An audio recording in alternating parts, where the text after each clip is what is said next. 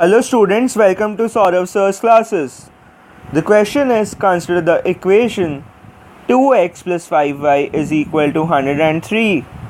Then how many pairs of positive integer values can xy take such that x greater than y?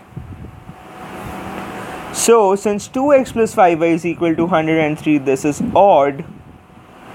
So this term always needs to be odd because this would always be even, and even plus odd would give us odd, and y has to be less than 20, or rather less than 21, because 5 into 21 is 105, and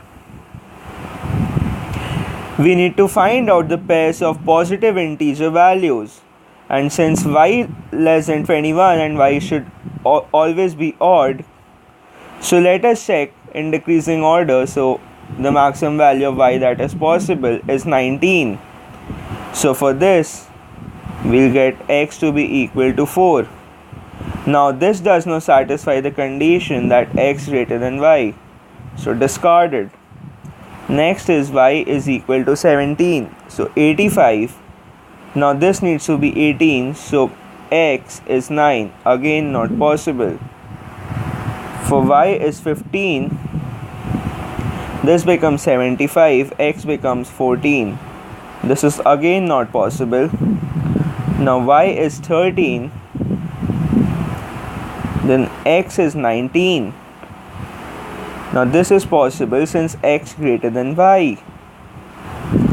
Now similarly for 11, 9, 7, 5, 3 and 1, we get 24, 29, 34, 39, 44, 49.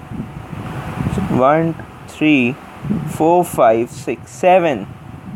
There are 7 cases which satisfy the condition that x greater than y.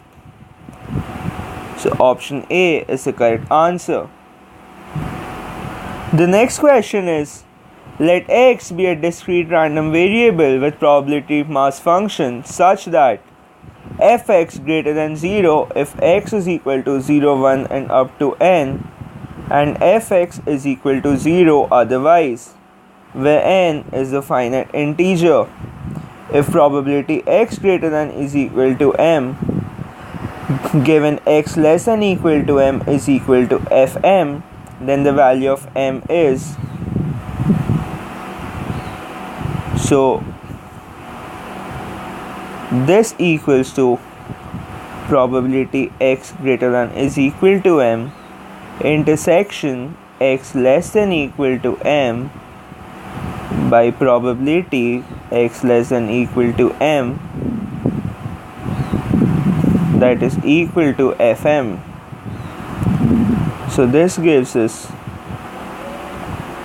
fm by f1 plus f2